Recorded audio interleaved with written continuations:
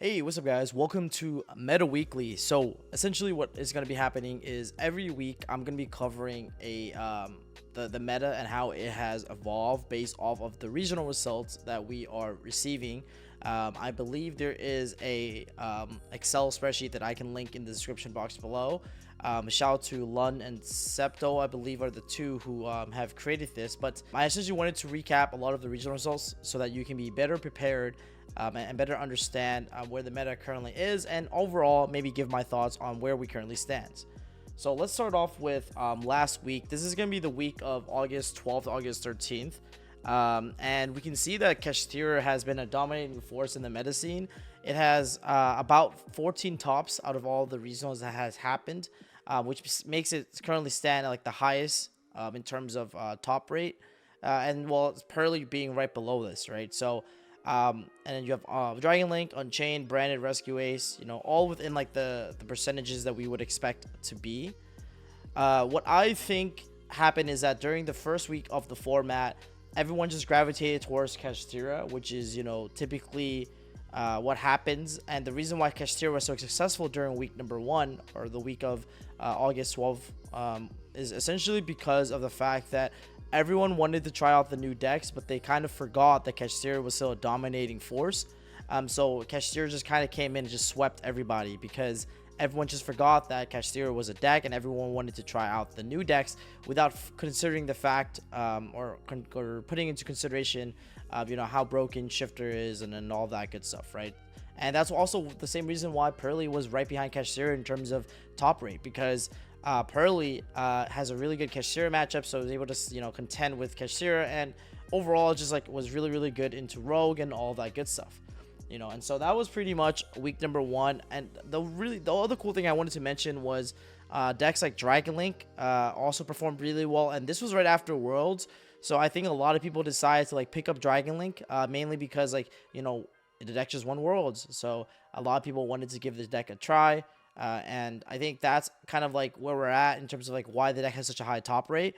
And other decks like Unchained, Branded, Rescue Ace are decks that people considered like in like the tier 2 category. So having like the 4 to 5 tops during like this week is to be expected. It's one of those decks that you definitely need to be on the lookout for if you're planning to play in like the meta game. And then the rest of the other decks are just decks that you would expect, right? Like Sprite, Labrynth, Mathmech, Vanquish Soul, etc. So that was week 1 of the format, but I really wanted to talk about the past weekend, the August 18-19 weekend, and the decks and how fast the format has evolved, because I think this is pretty interesting, right?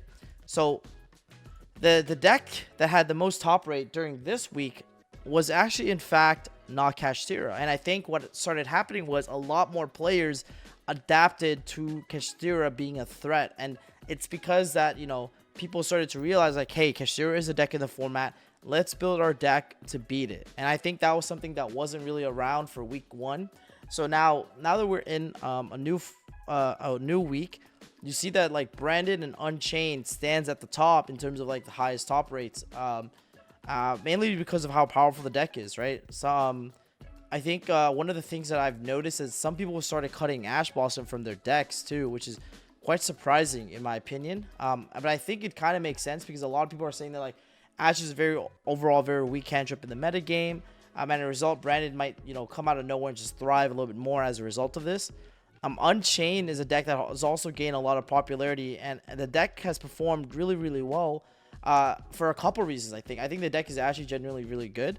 But also a lot of people are just still not sure how the cards work, and I think it's kind of like it has that like the plant effect, where like a lot of people just refuse to read these cards, like genuinely, like a lot of people just refuse to read the Unchained cards, and so as a result, like it's gonna catch a lot of people off guard. The deck ends on like 5 interruptions uninterrupted, and a lot of the hand traps don't really work that well into it. Like if you look at all of the ways that the deck can get stopped, like it's mainly only Ash Blossom, and so as a result, I think Unchained is performing a lot better in week number 2, and even in week number 1, it was still like pretty much up there.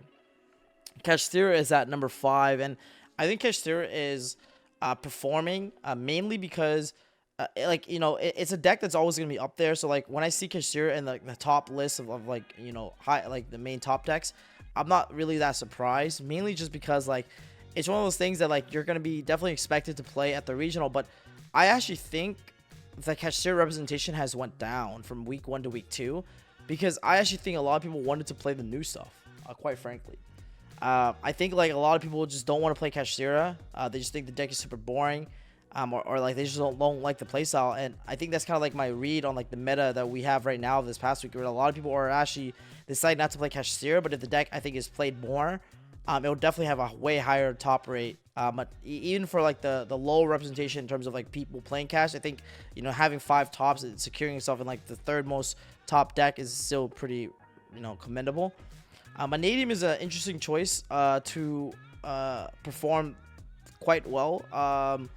I think the thing with the Magnetium deck is the same thing that's happening with Yugioh and Lockbird. Like I think Yugioh and Lockbird is a pretty bad hand trap in the format, because it only really covers like Magnetium, in my opinion, like Dragon Link, but it doesn't really cover like all the other decks that well. Like against Pearly, if they know what they're doing, should play around it. Cashier can play around it a lot. Like it's very hit or miss hand trap, and so a lot of people have been not sure if they want to play main the deck, main the card, or not main the card. And as a result, you'll see that like Magnetium is going to be sliding into the higher top rate percentages, because if people aren't maining Droll, the Magnetium deck essentially gets a free game 1 win, because the Magnetium deck can pretty much play through like most hand traps except Shifter and Droll quite well. And I think that if people are going to be cutting Droll from the deck, they're going to suffer quite a bit to Magnetium, and Magnetium is going to see a lot more success as a result, right? So and I think it kind of makes sense. Like people, like week 1, people are getting Shifter left and right. You could have been Droll half the decks.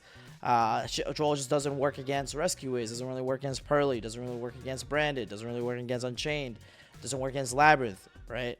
It's hit or miss against Flu if they open Shifter. Like Pearly, like it doesn't work. Rescue Waste doesn't really work, like, you know what I'm saying? Like Droll's just like really bad in pretty much a lot of the decks. But the decks that will thrive as a result of Droll not being played as much will definitely be the Magnetium deck, and you see that definitely happening here. One of the things that I really also wanted to cover was the fact that Pearly is a deck that basically didn't make a lot of top 8s in a lot of these lists. And let me know what you guys think. Do you think Pearly is just like not a really good deck anymore because it's so heavily targeted? Because I feel like that's kind of what's been happening, right? The deck is so targeted. A lot of people are playing D barrier, and as a result, like it seems like it's very hard for a lot of people to, you know, get that top 8 spot at the regional, you know, sitting with Pearly, right? I actually ended up playing Pearly at the Toronto regional, the one that Ryan Yu won, and I mean, I didn't lose to barrier. I kind of lost to one of my games. I actually ended up bricking. I drew no starters for like 10 turns in my Pearly deck after putting my opponent on summon limit, and he couldn't out it, and so he was stuck under summon limit for like 10 turns. I just didn't draw. I just did not draw playable in 10 turns. Like I didn't draw a single cast, single spell, anything. I drew like double field spell, trap, all my Book of Moons, all my talons, all my all my cross outs, all that stuff. So it just didn't work. And then my other loss was to pretty much just getting destroyed by Floowandereeze. Just got god-handed pretty much. So I think that kind of like happens, and I think that would have happened with any deck I played. So it wasn't really a Pearly issue. It was more of like just generic Yu-Gi-Oh variants, which I think is bound to happen. So I'm actually not quite too upset about that, but overall it still did pretty decent. Got like 16th at the regional, so I got some world points there.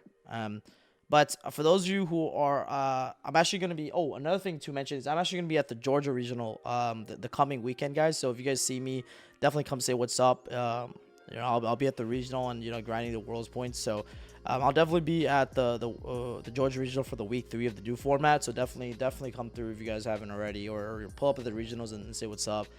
But yeah, I'll be at the Georgia Stone Mountain Regional.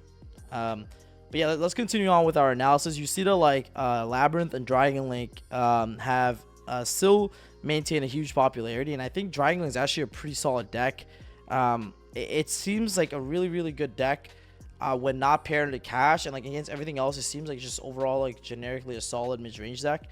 It reminds me of like Sorcerer almost, where like the deck never truly dies and it's always like playable in like formats here and there. And so I think the deck is like quite powerful. Borderland seems to be a huge issue for a lot of decks, you know, out at the moment.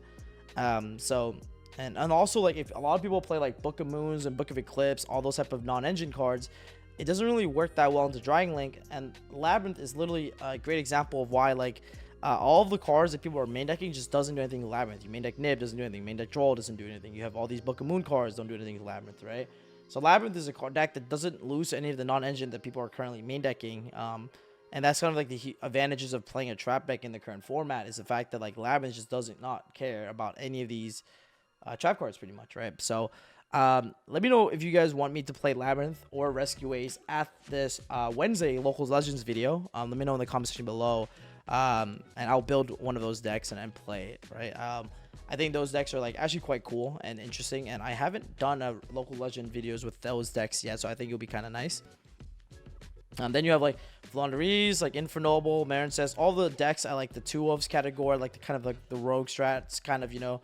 I do consider Pamornsut, Infernoble, a rogue strat, even though like I know Floowandereeze I think won one of the Florida regionals, and it has a couple tops here and there, but from a representation perspective, it doesn't, like, I think it's obviously a contender in the meta, but I don't think it's like sees a lot of representation from the player perspective. So I put it in the rogue category in terms of like it'll be one of the decks you'll play maybe 1 or 2 rounds out of a YCS, right? Like out of 12 round YCS, you'll probably play 1 or 2 in Floowandereeze, pretty much. Like that's what I mean when I consider deck rogue. I'm mainly talking about representation and also like not necessarily power level per se. But yeah, overall, guys, I think from between week 1 and week 2, we seen a huge shift in Cashier, and so maybe that's a good sign. Are people like kind of off Cashier? Will people finally be back on Cashier for the YCS, which is the event that we all like, you know, are looking forward to?